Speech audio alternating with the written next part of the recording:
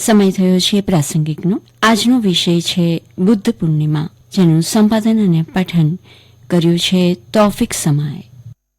બૌદ્ધ ધર્મના સ્થાપક ગૌતમ બુદ્ધનો જન્મ કપિલવસ્તુ નગરની નજીક લુંબીની ઉપવનમાં ઈસવીસન પૂર્વે 563માં વૈશાખી પૂર્ણિમાના પવિત્ર દિવસે થયો હતો.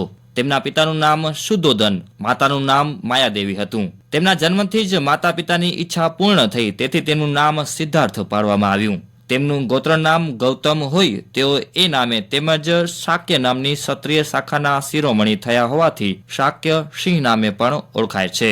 રાજ્યના વૈભવશાળી મહેલમાં લગભગ 29 વર્ષ સુધી તેમણે નિવાસ કર્યો. તેમની પત્નીનું નામ યશોદરા તથા પુત્રનું નામ રાહુલ હતું.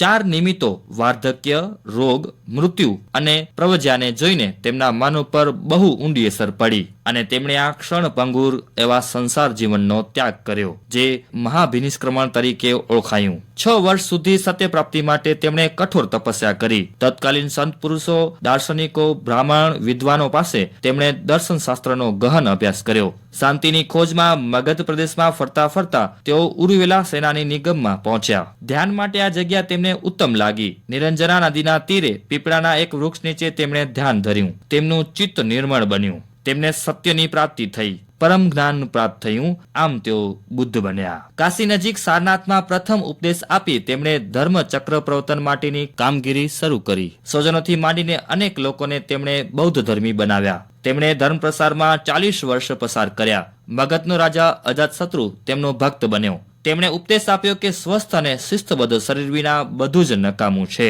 જીવન ક્ષણભંગુર છે. સતત ઉત્સાહથી નિર્વાણ માટે મથ્યા રહેવું જોઈએ. મનોનિગ્રહ, આત્મસંયમ અને સદાચારથી મોક્ષ નિર્વાણ પ્રાપ્ત થાય છે. શીલ, સમાધિ અને પ્રજ્ઞા જ વિશુદ્ધિના ખરા ઘટકો છે. 80 વર્ષની ઉંમરે તેમનું શરીર જીર્ણ થઈ ગયું, જોકે તેમનો આત્મા બળવાન અને અજય હતો.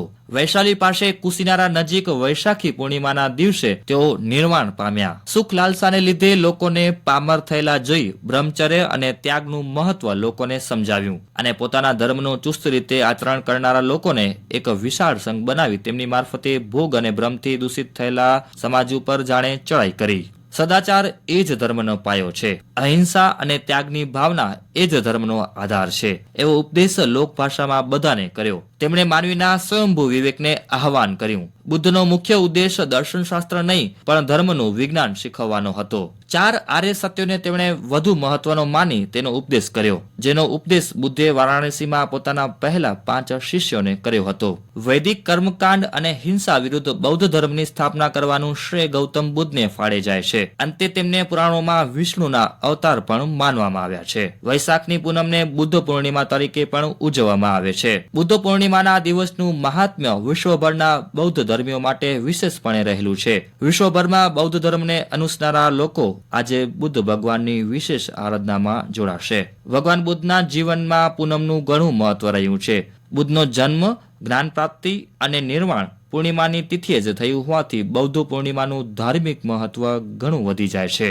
ગૌતમ બુદ્ધે જીવનના 80 વર્ષ આધ્યાત્મિક ચિંતન અને બૌદ્ધ ધર્મના પ્રચાર પ્રસાર અર્થે સમર્પિત કરી દીધા હતા. બુદ્ધ ધર્મના અનુયાયીઓ વિશ્વના જુદા જુદા દેશોમાં વસેલા છે અને તે આ દિવસને ભક્તિ ભાવપૂર્વક ઉજવે છે. ગુજરાતમાં ખાસ કરીને સૌરાષ્ટ્રમાં બૌદ્ધ ધર્મના ફેલાવો મૌર્ય યુગથી થયેલો છે. આથી સૌરાષ્ટ્ર પ્રદેશ બુદ્ધના ઉપદેશોથી સુપેરે પરિચિત છે. ભગવાન બુદ્ધે અહિંસા અને પ્રેમનો સંદેશ ફેલાવ્યો હતો. સૌરાષ્ટ્ર પ્રાંતમાં પ્રાચીન સમયના અનેક બૌદ્ધ સ્મારકો આવેલા છે. ગુજરાતમાં ભગવાન બુદ્ધનો અમૂલ્ય વારસો છે, કારણ કે ભગવાન બુદ્ધના અસ્થિ માત્ર ગુજરાત પાસે છે.